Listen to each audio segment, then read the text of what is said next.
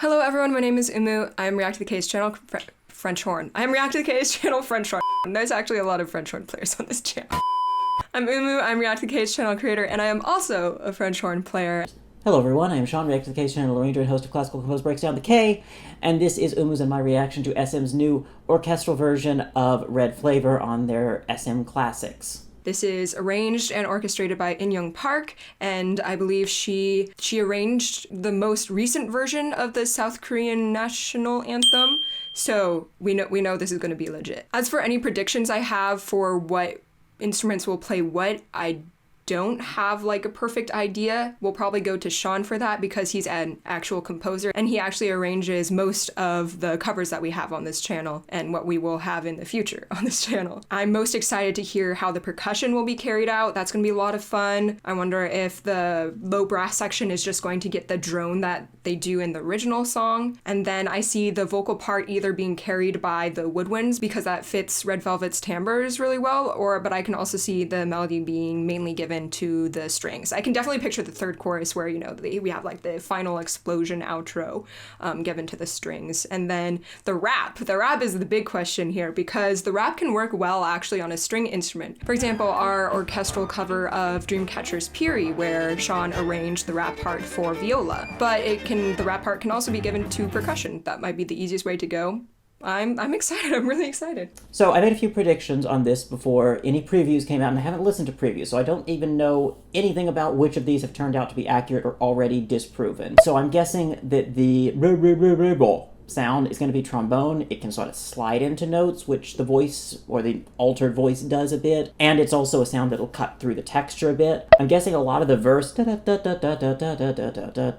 melody will be in clarinet, possibly occasionally giving it to oboe. It's a little low in the oboe's range, but it can probably, but just so it's not always clarinet. I'm guessing a lot of the pre-chorus will probably be like violins and flute on the melody, other strings filling in. I'm guessing putting that up an octave. There's no reason to conform to just the limits of a human vocal range. I'm guessing some things will end up put up the octave. I'm guessing the chorus come give me honey is probably brass initially, like heavy on the trumpets, and then adding in strings the second time through. Also, when that comes in at the beginning, probably just mostly brass, a little bit of strings maybe at the very end. I'm guessing a lot of the drum stuff in this is going to be, like the stuff in the beat of the song is probably going to be pretty similar, just like transcribed to percussion instruments. That would be pretty practical to do. I'm guessing the rap in the bridge, I think there are a couple of ways that could go. One is keep it sort of unpitched and put it in like tempo blocks and percussion so it can just do. Another way is to put it on just like one or two strings, like probably violins, and then when it builds up to Wendy's part at the end of the bridge, that's probably like the biggest tootie section, like just strings playing the melody and double an octave up, big horn chords in the middle, just everything super full there. I feel like that's kind of the climax of the song, at least in the original. And then the final chorus is kind of just like, probably like the others, but bringing in more strings and full orchestration throughout, so it's a bigger finish. Now, all of these predictions I did make assuming they kind of play it straight, right? That they don't try to do a take that reimagines it beyond what moving it to orchestra already does. I kind of think if they're like, it's summer, they're doing like probably SM's most classic summer song. I feel like they're just gonna try to keep the summer song feel to it. But like if they decided, hey, no, we've decided to make a ballad version of it for orchestra, probably most of my predictions will be wrong. 3, 4.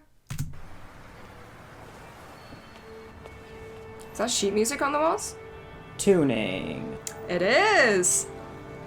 I didn't read what instrument it was.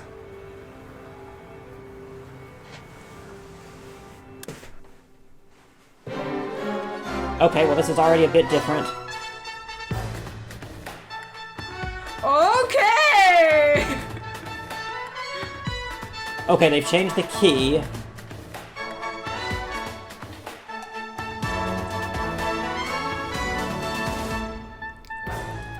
I called it! Woodwind! Woo! Oboe. Nice pizzicato instrumental backing.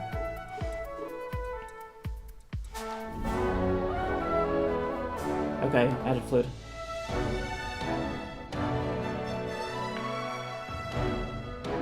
French horn, what's up? Ooh, I like the bassoon part. Nice little addition of the flute trill there. Wait, I want to go back and listen to that again. Okay, I was expecting that line to be a trumpet, but I guess I wanted to. Yeah! We're adding some pretty new parts here. Nice echo with the French horn part.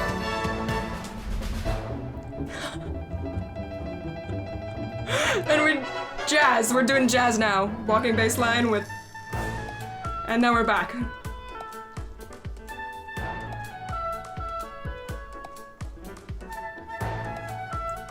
They make it so dainty.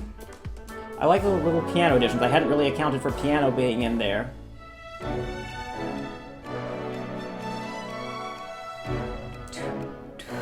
Yeah, the bassoon part has the part.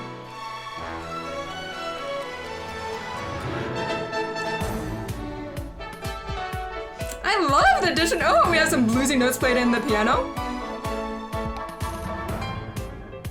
I like that they've made it a bit more jazz. Like adding in some blue notes and extra syncopations.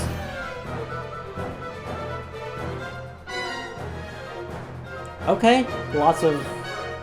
I think it sounds like a lot of fourths. We kind of went Gershwin here. Okay, well, if they're gonna put it in pitch, like, this was the right way to do it. Where it doesn't sound simplified, like, it's feeling a bit sort of out of the expected notes for the key. Okay, and it is oboe, yeah, I knew they were, well, I assumed they were gonna put some things out the octave. I hadn't counted on that being up the octave, but yeah, oboe does make sense with that up the octave. I expected a bigger violin part at this part.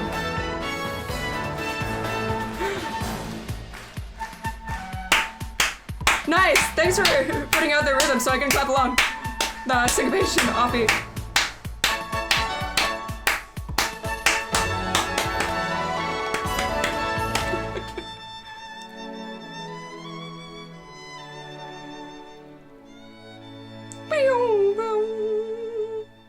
Okay, interesting. I was kind of...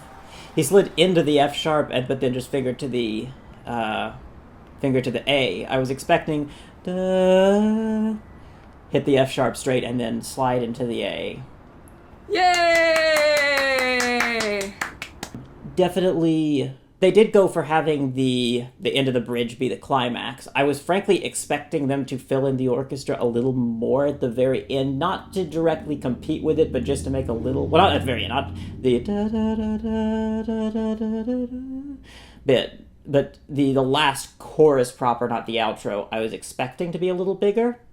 But I think it worked well. Like, the whole thing just kind of became almost like a long outro from the climax of the end of the bridge. Ah, the recording was also directed by Inyoung Park. It only mentions trumpet. Was that not... Come on, that had to have been a piccolo. Cause damn, that trumpet be playing high. That's a piccolo trumpet, right? I'm pretty sure that's a piccolo trumpet. Picture a piccolo trumpet here. Now, the picture in the music video. But at the end, it's just credited as trumpet. Though trumpet players, they can switch between different bodies of trumpet. So there's a trumpet, which looks like this. Then there's the cornet that looks like this. Then there's the flugel that looks like this. And then there's the piccolo trumpet that looks like this. And piccolo trumpets are typically played if the trumpet player has a lot of high notes, which happened here a lot. And then flugel is nice and warm, sounds similar to a French horn. Cornet, I'm not confident of how it sounds. And then trumpet just sounds like trumpet. That's a summary of trumpet instruments from a French horn player. Okay, so I wanted to go back to the first pre-chorus. 3, 2, 1.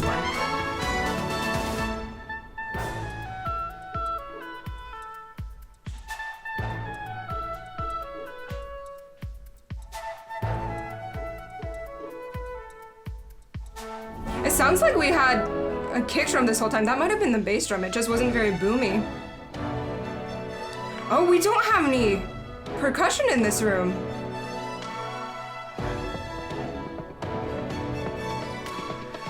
Wow, it took me this long. I think there's a percussion player in the way back. Cause this is a track. This isn't orchestral percussion.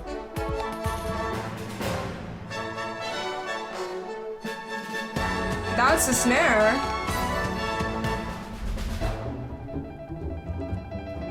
It might have been a bit of a drum kit, and we had the triangle.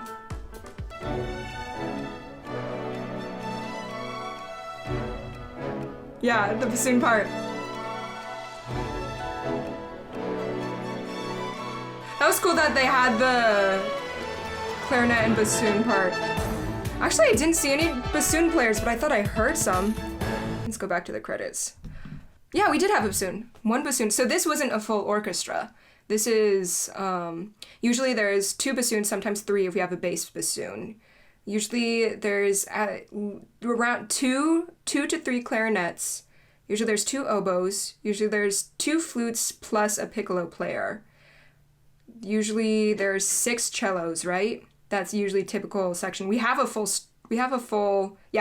have a full string section. And then for French horns, we have basically a full section for French horn. Sometimes there's a 5th French horn, which we call the assistant principal. If the principal horn player, which is the first horn player, aka they usually get the highest notes, if they need times to rest their chop for like a solo coming up, we have a 5th French horn player to play those hard parts so that like the principal player can just rest and then come in perfectly for when they have their solo.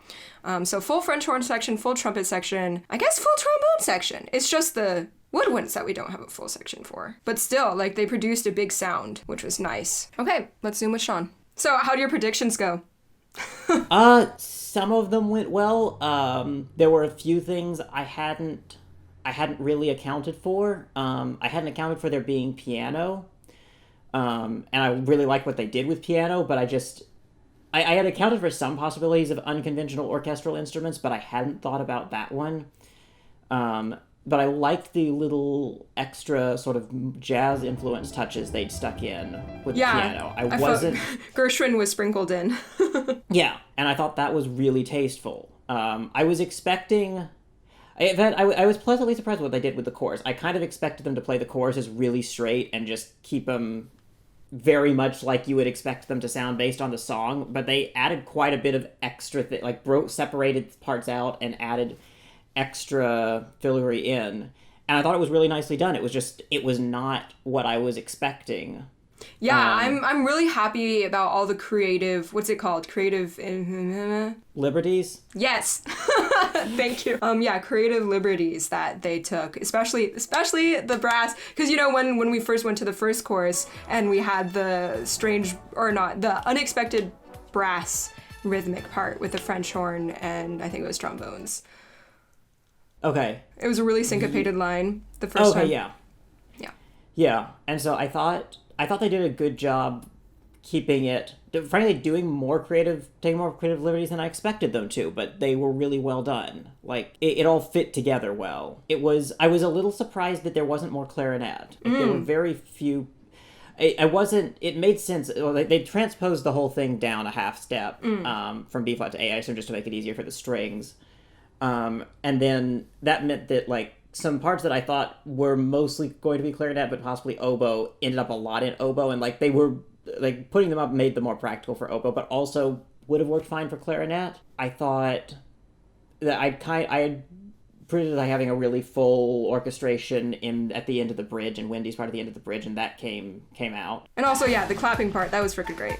Because in orchestra, yeah, especially with more, or not even more modern pieces, like in the 90s too, we have parts where people put down their instruments, or even like on French horn, we tap the bell. I really liked what they did with the rap section in the bridge. I wasn't expecting them to have really clear pitches, because I feel like it's like trying to fit raps into clear pitches that are just like really in the key just sort of makes it sound too locked in and clean. Did they actually have... I think they mostly had... Yeah, they mostly had the rhythms from the original. Did I miss that? Right. Off to bed. Dance with me. Start the key. Red hot. Oh, I didn't even put two and two together.